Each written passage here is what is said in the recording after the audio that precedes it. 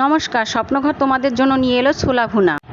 শুরুতেই আমি ছোলাগুলোকে একটা হাঁড়িতে সিদ্ধ করে নিচ্ছি। তবে 3 থেকে 4 ঘন্টার জন্য আমি ছোলাগুলো আগে থেকে ভিজিয়ে রেখেছিলাম। এখানে আমি 1 চামচ লবণ দিয়ে ঢেকে দিচ্ছি, কারণ লবণ দিলে যে কোনো জিনিসই খুব তাড়াতাড়ি সিদ্ধ হয়ে যায়। ঢাকনা তুলে মাঝে মধ্যে নেড়ে চেড়ে নেবে। দেখো আমাদের ছোলাটা প্রায় সিদ্ধ হয়ে গেছে। এখন নামিয়ে নিয়ে আমি ছোলাগুলো ধুয়ে একটা বাটিতে আর এরই মধ্যে আমি কিছু বেরেস্তা ভেজে তুলে নেব, যা আমাদের পরবর্তীতে লাগবে।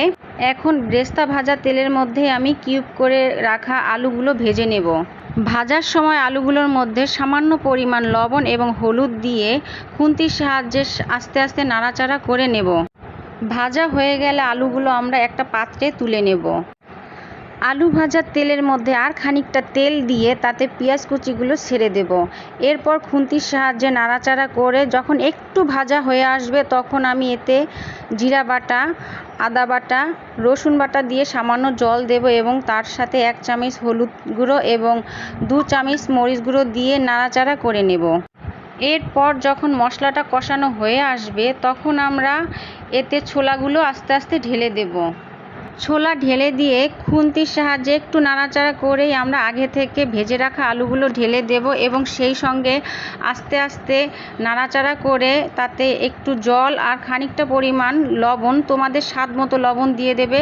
আর মাঝে মধ্যে অবশ্যই লবণটা একটু চেখে নিতে হবে, কারণ লবণ বেশি হয়ে গেলে সেটা খেতে ভালো লাগে না। যাই হোক, ঢাকনা দিয়ে ঢেকে রেখে আগে থেকে সিদ্ধ করে রাখা আলু আমি হাত দিয়ে চটকে নিচ্ছি। রান্না করতে করতে তোমাদের সাথে একটা কথা শেয়ার করছি। আমি যখন প্রথমবার ছোলা ভুনা করতে গেছিলাম, তখন আমি ছোলা আগে থেকে ভিজিয়ে না রেখে সরাসরি মশলা কষিয়ে রান্না করে ফেলেছিলাম। তো বুঝতেই পারছো আমার ছোলার কি হাল হয়েছিল। এখন আমি ঢাকনা তুলে দেখে নিচ্ছি আমাদের আলুটা সিদ্ধ হয়েছে কিনা। তো আমাদের আলুটা অবশ্যই সিদ্ধ হয়ে গেছে। এবার আমি আগে থেকে চটকে রাখা আলু সেটা ছোলার মধ্যে দিয়ে দিচ্ছি এবং ওপর নিচ করে আমি খুন্তির সাহায্যে নাড়াচাড়া করে নিচ্ছি। খুন্তির সাহায্যে নাড়াচাড়া করার পরে আমি পরিমাণ মতো গরম মশলা দিয়ে এতে নাড়াচাড়া করে নিচ্ছি আবারও।